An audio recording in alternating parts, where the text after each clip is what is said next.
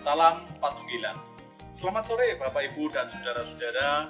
Pada saat ini kami sedang mengunjungi keluarga kita di tempat ini untuk bersama-sama memuji, memuliakan, mengagungkan nama Tuhan yang kita sebut kunjungan keluarga atau ibadah keluarga. Mari kita bersama-sama memuliakan Tuhan bersama keluarga kita di sini, yaitu ibadah keluarga.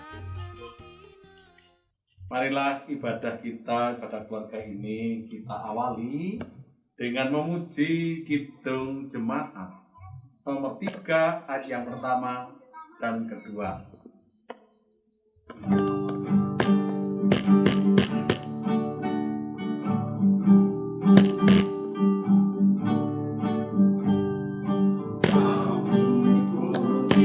Dengan riang di Kau Allah yang besar, bagai bunga terima siang kami kurniakan, kabur dosa dan derita, kebimbangan dan sumber sukanya abadi di sinar-Mu menyerang.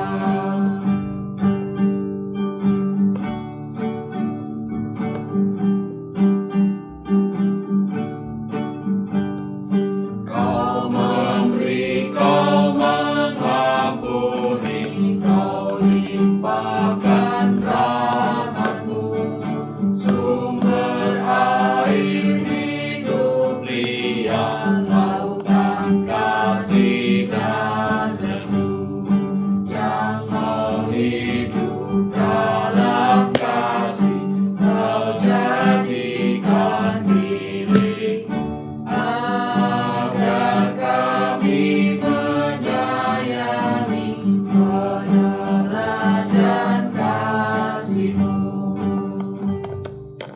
Mari kita menyatukan hati. Ibadah keluarga pada saat ini kami lakukan dalam nama Allah Bapa, Putra, dan Roh Kudus. Anugerah dan damai sejahtera dari Allah Bapa dan Tuhan Yesus Kristus ada pada saudara-saudara sekalian. Amin. Kita tanggapi dengan Kidung Jemaat nomor 14 ayat yang pertama dan kedua. Kidung Jemaat nomor 14 ayat yang pertama dan kedua. Muliakan Tuhan Allah, muliakan Tuhan Allah, dan seterusnya.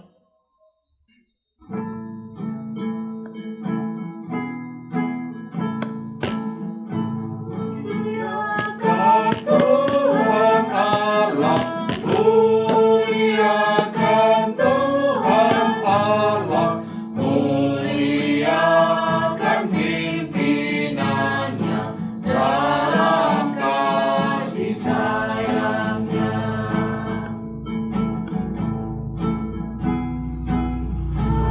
Kami datang kepadamu, kami datang kepadamu, bersungguh sebulat hati, karena kasih-Mu besar. Mari saudara-saudara, Bapak Ibu sekalian, ibadah keluarga kita pada saat ini kita landaskan pada kesaksian sabda. Sebelum kita membaca dan merenungkan, mari kita menyatukan hati masuk di dalam doa. Mari kita berdoa. Bapa Surgawi, Bapa yang kami sembah di dalam nama Tuhan Yesus. Terpujilah nama-Mu Bapa kekal selamanya. Pada saat ini, di tengah-tengah keluarga ini, kami bersama-sama memuji, memuliakan, mengagungkan nama-Mu. Di dalam memuji dan mengagungkan nama-Mu ini Bapa, bersama-sama keluarga, kami akan bersama-sama mendasari dengan kesaksian sabdamu yang ada di dalam Alkitab ini.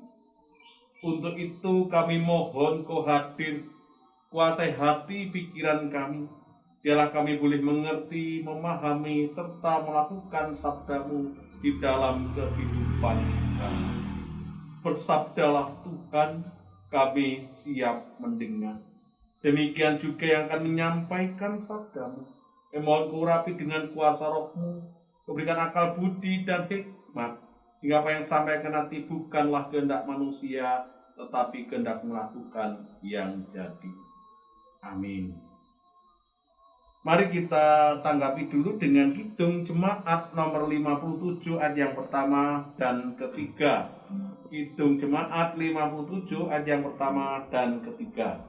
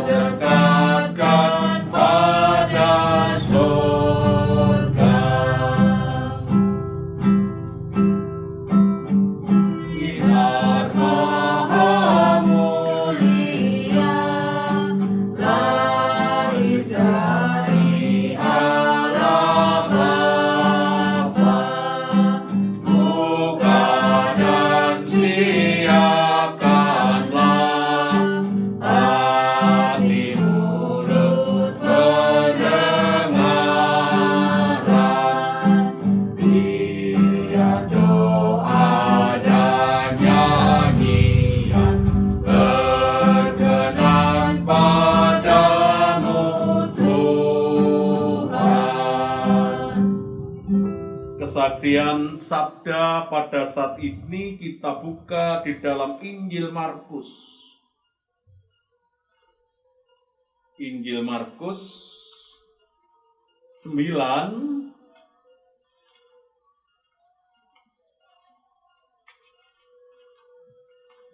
Injil Markus 9 ayat yang ke-30 sampai 37.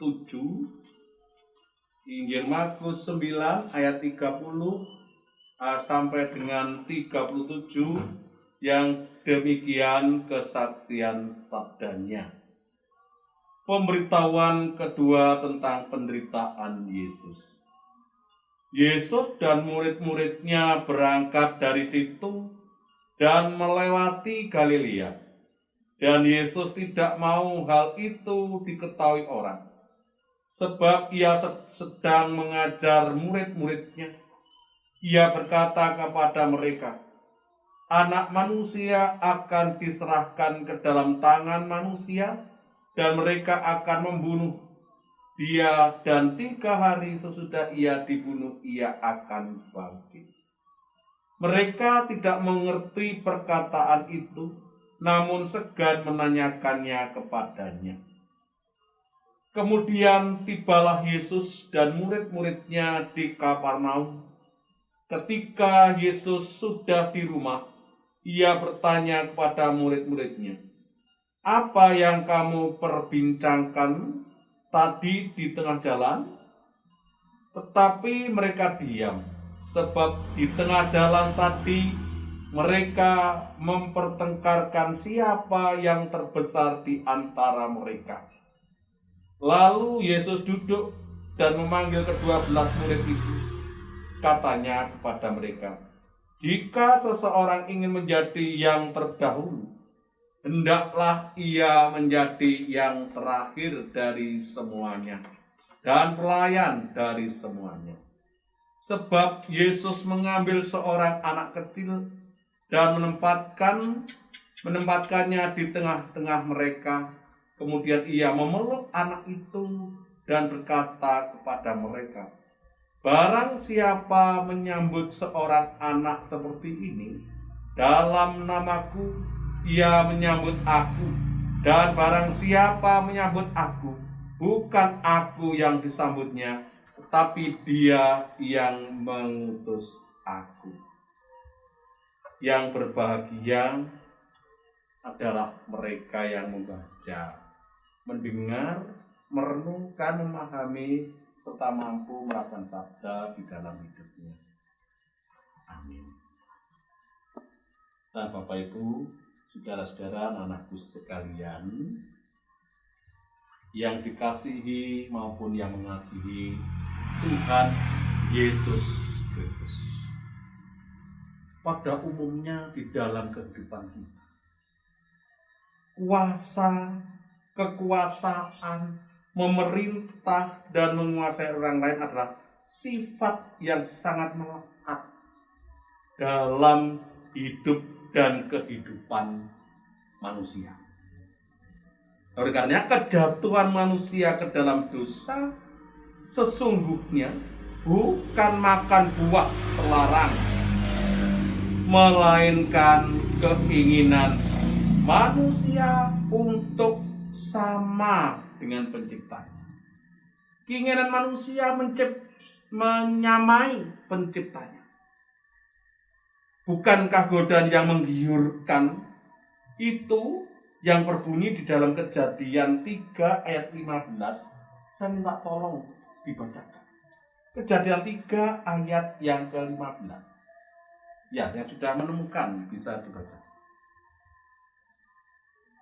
Kejadian 3 ayat yang 15. Kejadian 3 ayat 15 yang demikian.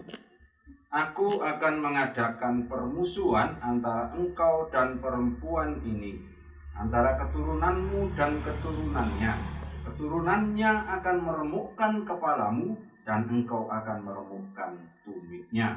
Amin. Saya minta maaf, itu tadi maksud saya Kejadian 3 ayat yang ke-5. Saya minta maaf. Oke. Monggo. Tetapi Allah mengetahui bahwa pada waktu kamu memakannya, matamu akan terbuka dan kamu akan menjadi seperti Allah, tahu tentang yang baik dan yang jahat. Nah, cukup jelas Bapak Ibu dan saudara-saudara. Di sini tersirat kecenderungan manusia yang tak puas dengan hanya mengelola, mengatur, menguasai segala ciptaan Allah.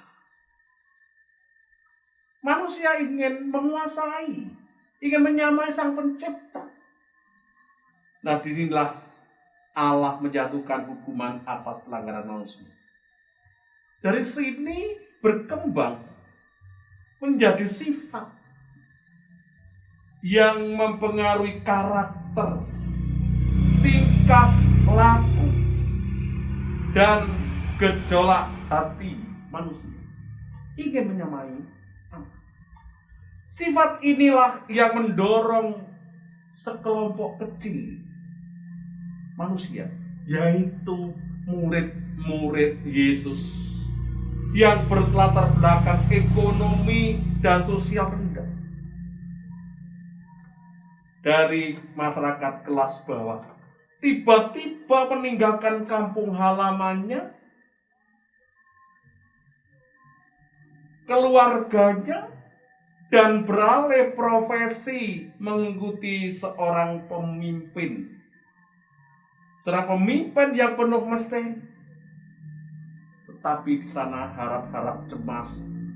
Sewaktu-waktu sang pemimpin akan kekuasaan dan memproklamirkan sesuatu kerajaan baru, membukakan suatu kerajaan baru,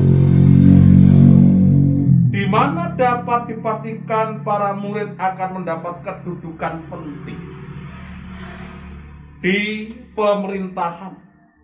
Karena itu mereka mempersoalkan masa depan mereka yang bakal memerintah, bakal diperoleh.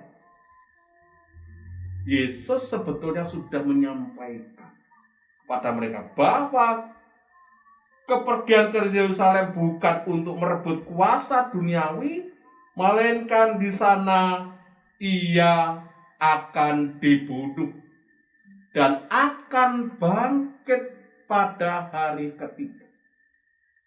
Tetapi penyampaian itu tidak dimengerti.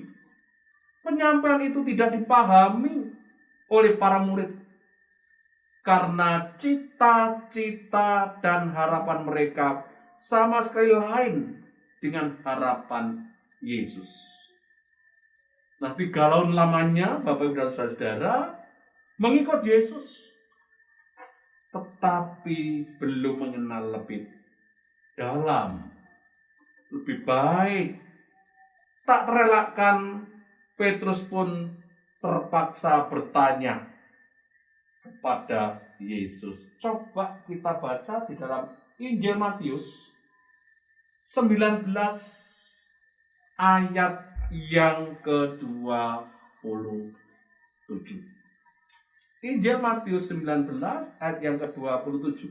Monggo. Lalu Petrus menjawab dan berkata kepada Yesus, "Kami ini telah meninggalkan segala sesuatu dan mengikut Engkau. Jadi apakah yang akan kami peroleh?"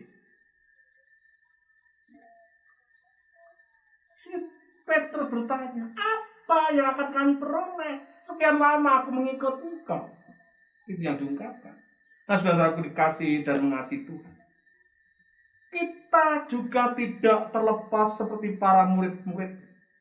Ingin berkuasa, ingin menguasai, dan memerintah atau ingin menjadi yang nomor 1.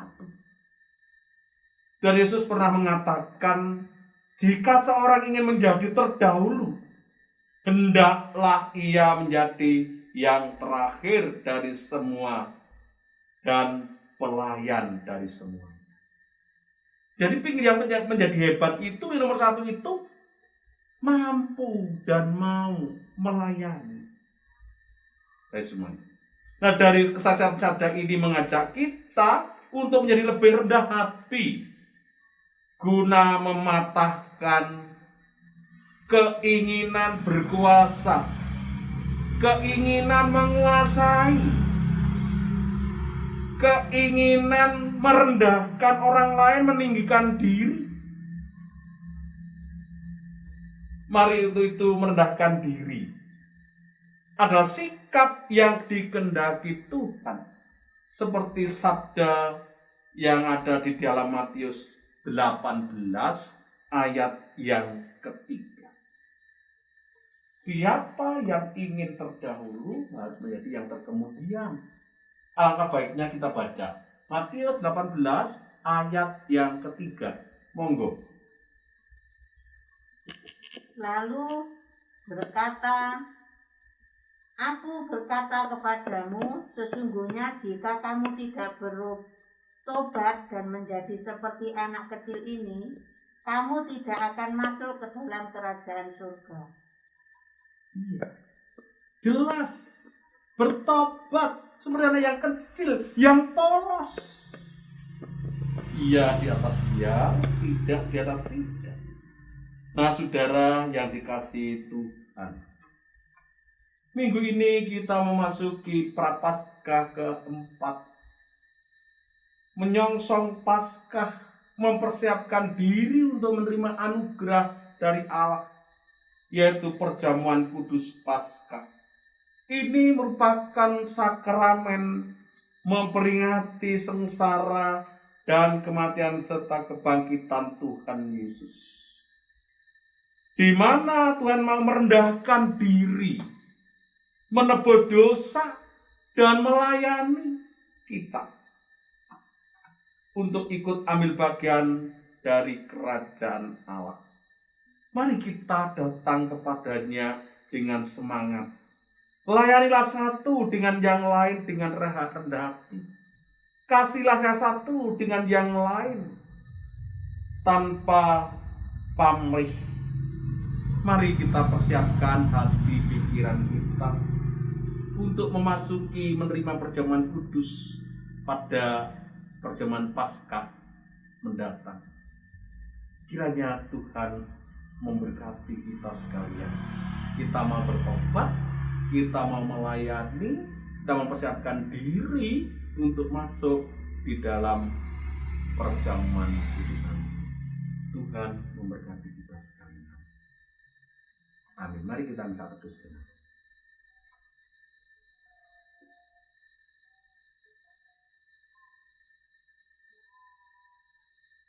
Kita sambut dengan pujian melayani lebih sungguh.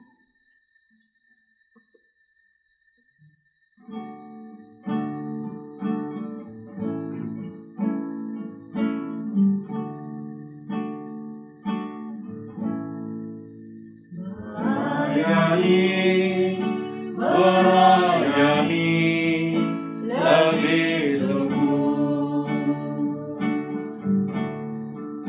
Melayani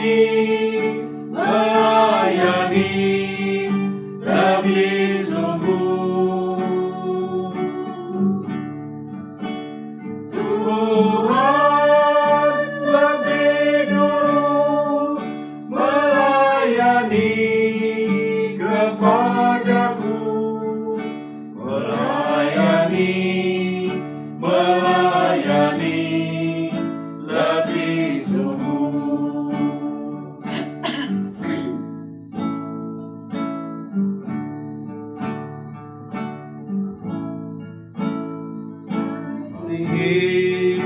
Mengasihi lebih sungguh.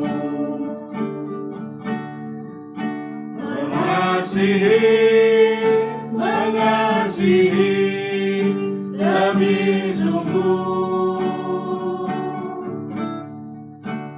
Tuhan lebih dulu mengasihi kepadaku, mengasihi lebih sungguh. Mengampuni, mengampuni lebih sungguh.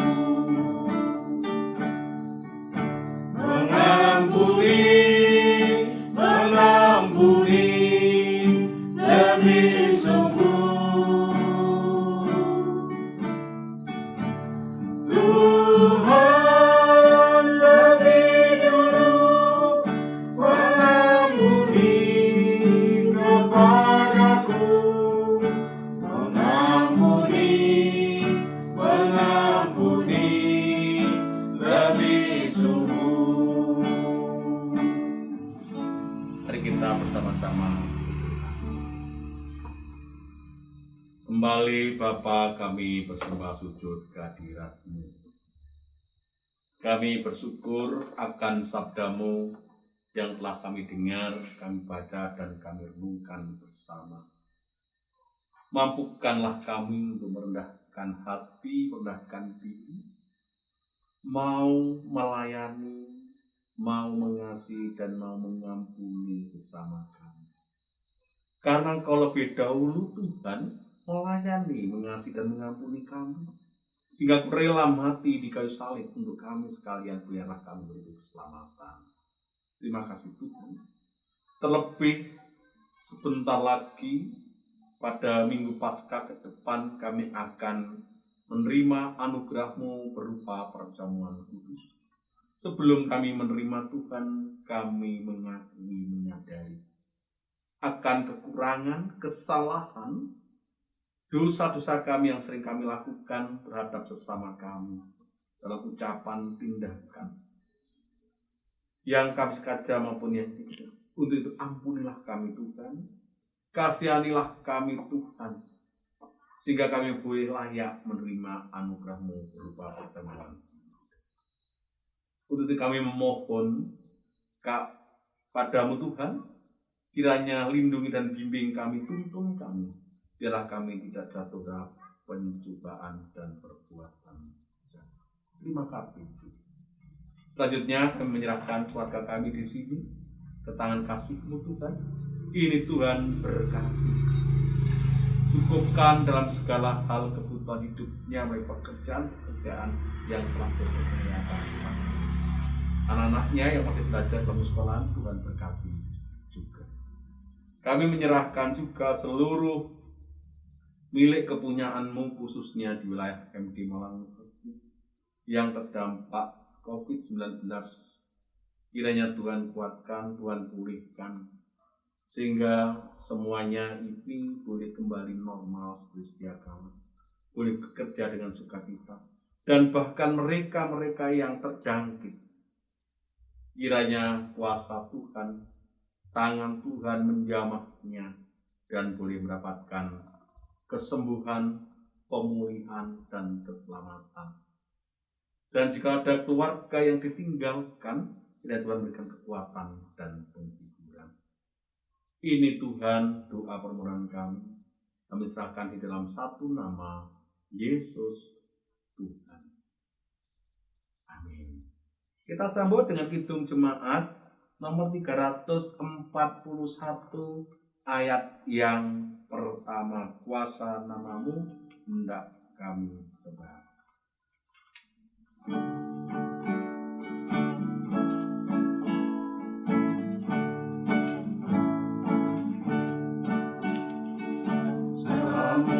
Dan namamu lah hendak kami sembah, dan karena itu ya Tuhan kami takkan gentar, bagaikan bayi segenggam mestilah masuk di bendang, supaya tumbuh dan segar di mana surya memekar. Berbuahlah tuaian pun besar. Anugerah dan damai sejahtera Allah Bapa, Tuhan Yesus Sang Putra, dan persekutuan Sang Roh Kudus menyertai, membimbing, dan memberkati kami sekalian, keluarga sini saat ini sampai selama-lamanya. Amin. Terima kasih, Tuhan berkati kita sekalian.